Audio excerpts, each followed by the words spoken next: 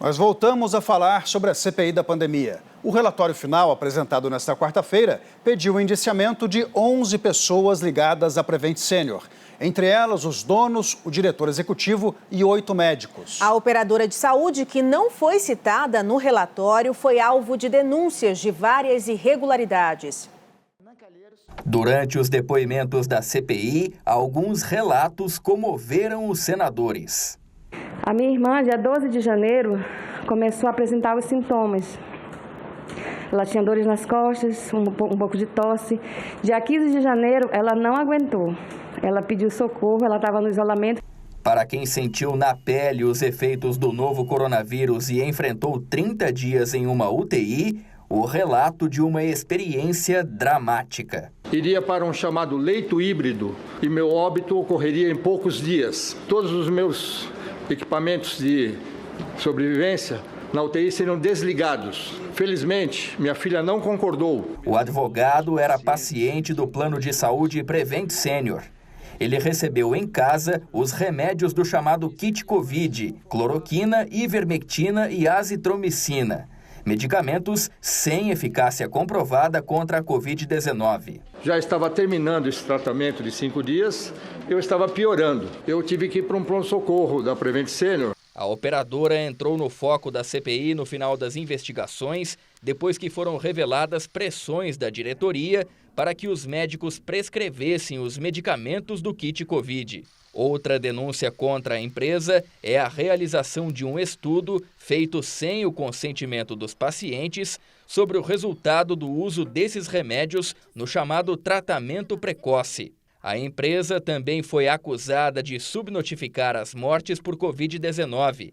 O diretor executivo da Prevent Senior admitiu que os registros da doença eram modificados. Após 14 dias ou 21 dias para quem estava em UTI, se esses pacientes já tinham passado dessa data, o CID poderia já ser modificado porque eles não representavam mais risco para a população do hospital. Mesmo assim, a empresa negou todas as acusações. A secretária de Gestão do Trabalho e da Educação na Saúde, Mayra Pinheiro, conhecida como Capitã Cloroquina, teve o pedido de indiciamento pelo crime de epidemia culposa por causa da atuação dela na crise em Manaus, quando pacientes morreram por falta de oxigênio e os hospitais entraram em colapso. Também tiveram os pedidos de indiciamento por epidemia culposa por integrarem o chamado gabinete paralelo o biólogo Paulo Zanotto, a médica Nise Yamaguchi e o empresário Carlos Wizard. Além dos indiciamentos, o relatório da CPI também propõe 2 projetos de lei para indenizar parentes de vítimas da pandemia. O primeiro institui o pagamento de até 3 salários mínimos à criança ou adolescente que perdeu pai, mãe ou responsável. O outro dá direito ao segurado do regime previdenciário a pedir a aposentadoria por invalidez ou auxílio-doença, caso tenha alguma sequela grave comprovada pela perícia do INSS. Diante das tragédias pessoais, quem perdeu um familiar ainda enfrentou a indiferença das autoridades, agora apontadas pela CPI como crimes contra a humanidade. 3 dias depois de enterrar meu filho, foi um sábado, um domingo, eu não guardo datas porque eu não quero guardar essa data. Sabe, eu ouvi aquela fatídica frase, e daí? Eu escutei lá no meu coração, e daí que seu filho morreu?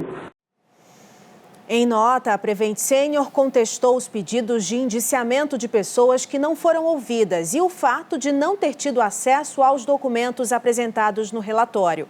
A operadora disse ainda que tem total interesse nas investigações sem contornos políticos, feitas por autoridades como o Ministério Público, e informou que não tem qualquer ligação com o governo Bolsonaro.